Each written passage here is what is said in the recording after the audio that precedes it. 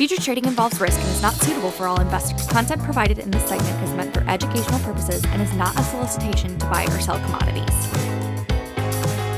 Hello and welcome to another edition of the Grain Feed, brought to you by EverAg. This is your weekly news feed for all things grain and all things feed. Each week we bring you updates on the markets with unique perspectives from an amazing team of analysts with the intention of helping dairy and livestock producers manage their risk. I'm your host, Jim Matthews, reporting from Chicago on a beautiful Thursday morning here in the Midwest after some very volatile and adverse weather in the first half of the week. So our thoughts go out to some of the folks, I think especially west of the big river, that were hit by some pretty rough storms. Thinking of you guys. Glad to have some sunshine though here this morning, at least in the second city. Joining me today, as always, from Kansas, Director of Feed Procurement, Mr. Jake Kingsley, and joining the Grain Feed from Boston, dairy broker and agent, Mr. Colin Kadis. Team, how are we today? Pretty good this morning, Jim. How are you? I think I'm doing pretty well. Colin, how was that Boston accent? Doing great, Jim. Got some tickets for Pack My Con Havadiad, so Oh, God. I'm gonna have to pay them off. But That's fantastic, dude. Thank you for doing that for us. That's perfect, because nothing's worse than a non-Boston person trying to throw a Boston accent out there here and there. So we appreciate you at least letting us do it. Jake, let's hear your Boston accent. No, not a chance. No. How about like, are you a co-op? Are you a co-op? Give us something. My cockies. I can't find my cockies. Yeah. See, cut this out, Paige. You don't put this on the internet. I give you too many good ones. You don't put this on the internet. Let's see. Very disgruntled Bostonian from the Jake Kingsley impression, I think. I think that's what was going on there. Team, we've got a lot to run through today. But first, Colin, just want to give you a quick shout out here. You do a pretty awesome weekly call here at EverAg with Matt Gould. I have had the pleasure of participating in that call with you before, but I'm a weekly listener and viewer because there is a video in which we watch you and Matt, but then it's also released as an audio. You give us a transcript, all that good stuff. It's become extremely popular. So will you tell us a little bit about that before we get started? Yeah, thanks, Jim. So Matt's the brains and I'm the brawn, so I send a lot of emails. But Matt runs kind of through dairy markets for about 15 minutes, and then we try to take 2 or 3 questions from the audience. The cool thing about the call, it's all about dairy fundamentals. You know, we're talking about the things that happened most recently. Matt has models he's kind of relying on, and then he brings them back to the crowd. The coolest thing about the call, though, is the joke that I start the call off with. And I actually brought a joke this week for this call, which is a corn, a carrot, and a cucumber all fall into the ocean, and now they're seafood. That's the quality you can expect on our weekly call. So look forward to welcoming new viewers. That's fantastic. What time is that call every Wednesday? 4:30 Eastern, which is, 3:30 Central. Yep. There we go. Very well done. Very well done. Excellent. So viewers, if you can, jump onto that one every Wednesday afternoon, 3:30 Chicago time. It's pretty awesome. Join some of the fun and some fantastic jokes, of course. You know, it's not a joke.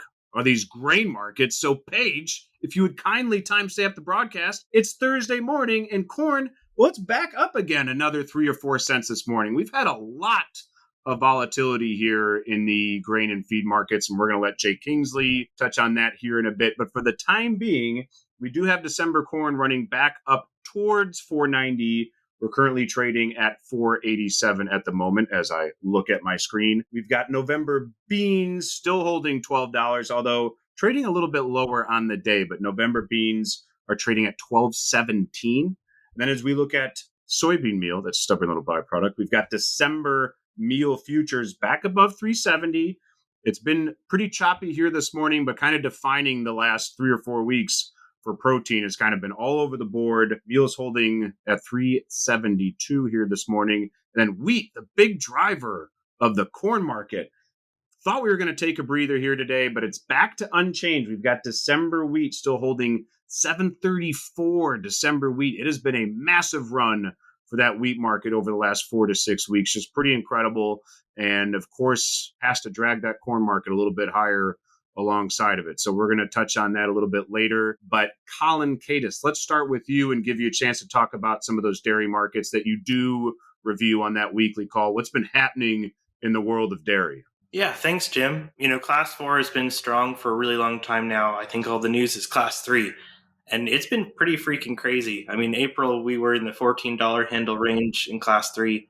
We went all the way up to the $21 handle range, $6 in about, I don't know, a month. So we basically taken pretty much every dairy producer from some level of unprofitability to levels of profitability in the span of about 3 weeks. The big debate in milk right now is this happening because we don't have enough milk production? Or is this happening because we got exports off? And the reason that's important is if it's because of milk production, we're probably going to stay here. If it's because of exports, we probably won't. Got a milk production report on Monday, which was minus 0.4, which is still minus, but our expectation was minus 0.8.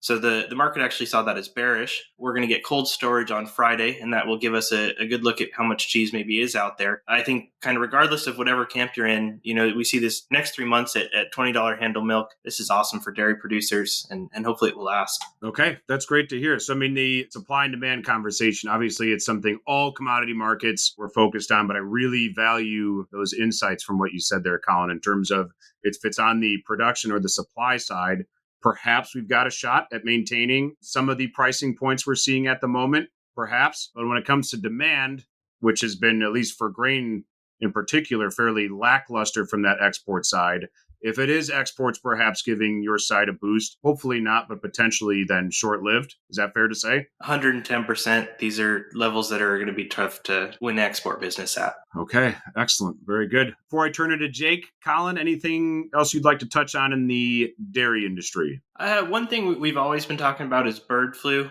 I don't know that we've seen a material change in bird flu, but I just would point out that we've seen it in Idaho and we haven't seen it yet in the two biggest milk producing states of California and Wisconsin.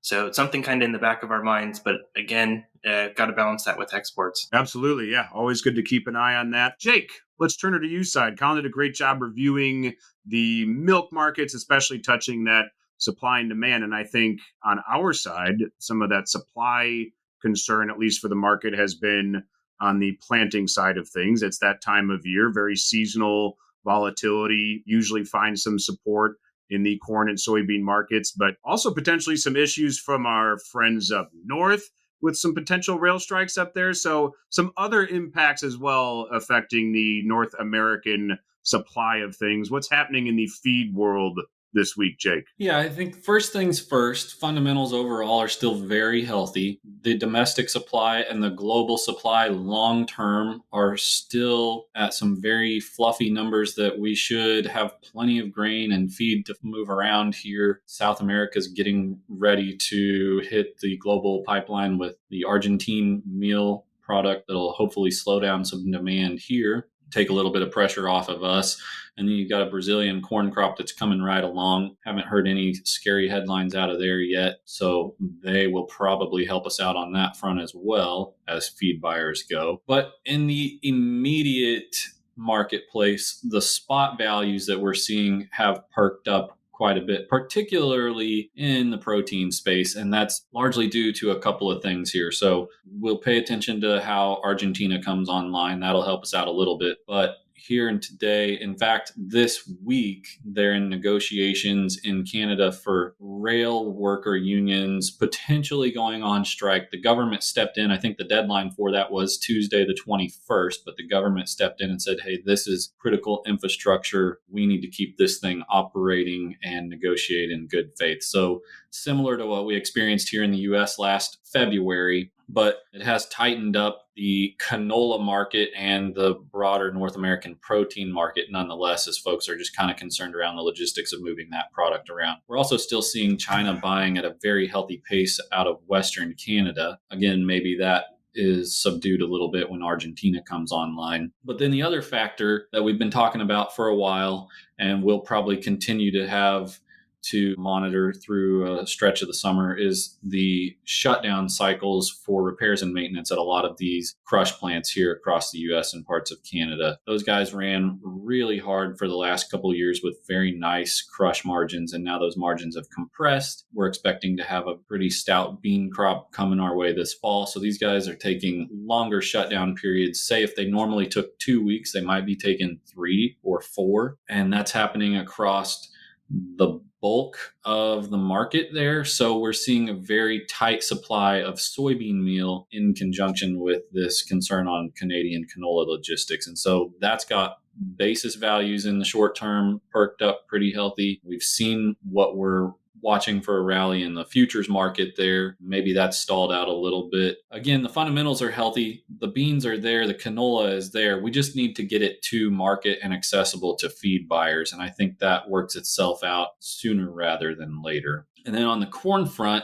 we saw a little bit of a shakeup there with basis finally taking a little bit of a break lower, seeing some new crop values hit the marketplace, and now that's sort of stalled out. And I think that is probably due to the Midwest farmer getting back out into the field, catching up on planting. They had a few rain delays there the last couple of weeks, and then this past week or so, they've had a nice stretch of dry weather to get out in the field, and they caught back up to the 5-year average on planting pace. I suspect when we get our new numbers this Tuesday that they will be at the 5-year average pace or possibly even a little bit ahead of it with the nice planting conditions we've had. So we are expecting the crop to be mostly in the ground by the end of the month. They've got good soil moisture. We just saw a drought monitor update this week where there are just a few little spots here and there, but by and large, we are in much better shape than we were at this point last year. And then once that kind of wraps up, these folks will start to bring grain back to the commercial market just as they always do this time of year. And I suspect at that point, we'll start to see some basis numbers cool off again and potentially have some opportunity to get started on some new crop stuff. I think one development on that front is that we've been talking about some pretty aggressive basis targets, both in corn and protein for a lot of our customers, trying to get back into what we would call the historically average range prior to 2020. We've now had some rail rates come out that are up $2 to $3 per ton, 6 to 10 cents a bushel, which we were expecting some sort of an increase, but that's a pretty hefty increase for 1 year. So we'll probably start to establish those targets more in the high end of that old range and start to work towards a new normal in the higher end of that range as just the cost of doing business along the supply chain has gone up.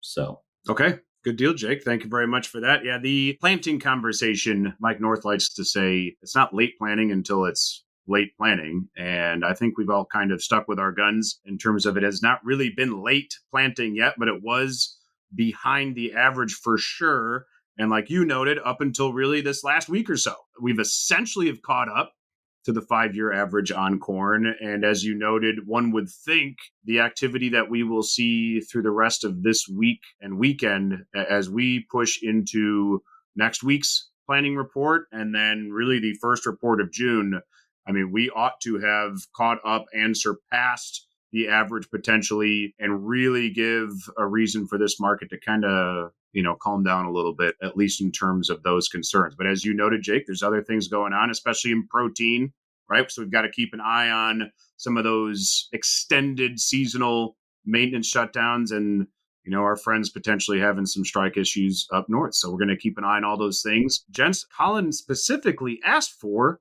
a bold prediction. So we're borrowing from Phil and Kathleen on the dairy download. We're borrowing. We're going to do a bold prediction on December corn futures specifically.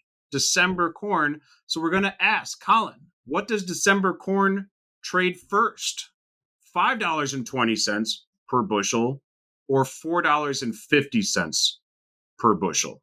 Assuming it trades either one, what would it trade first? Man, that's a tough one, Jim. I just bought a bathing suit yesterday.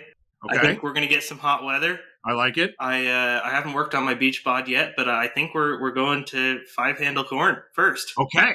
We're not staying there. Not staying there, but we're calling for a shot at 520. I want to use that bathing suit, man. You want to use that bathing suit. So, Jake, we've worked in wearing bathing suits and 520 corn. What about you, Jake? How's the summer attire looking, and where are we going to trade? I think we're going to 4.5 for sure. I'd argue we're going to 430 before we get to 520. My goodness, Jake.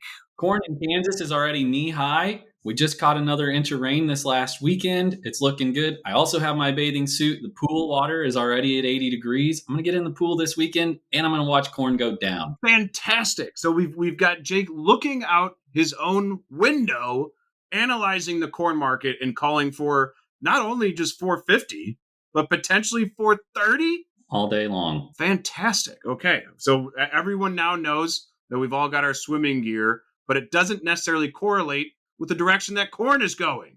It just means we're all going to be rocking some swimsuits. So stay tuned for at least the corn market. We won't keep you guys posted on the swim attire. Colin, what are you doing for Memorial Day? I'm going to a wedding, Jim. Not my own wedding, but a coworker's wedding. Very good of you to point out the distinction there. So congrats to the folks getting married. Jake, what about you, Memorial Day? We're staying local. My grandma turns 96. Oh my goodness. So we're going to do a little birthday bash for her and just hang out close to home. That's fantastic. Well, happy birthday to your grandmother. That is quite a milestone. Good for her, man. Do you deserve any credit? I'd like to think so. Yeah, I'm a pretty good grandson. A good grandson? Okay, helps her maintain a pretty healthy lifestyle. So Jake, well done to you. You deserve a little bit of credit there. Gentlemen, excellent work today. Very well done. Looking forward to this 3-day weekend. And folks, let's not forget what that 3-day weekend is all about, right? Memorial Day. It's not just a chance for the old swimming pool and some barbecues, but let's keep in mind exactly what this holiday is for. A big thanks to Colin Kadis for joining the show today. Great to have your insights. And we'd also like to thank the Everag Insights crew for their support. Thank you to Paige and Lexi for their production magic. And thank you to the viewers for watching. The grain feed contact information is on the screen. We greatly appreciate your feedback. That's all for today. See you next time on the Boston Grain Feed. Oh my God.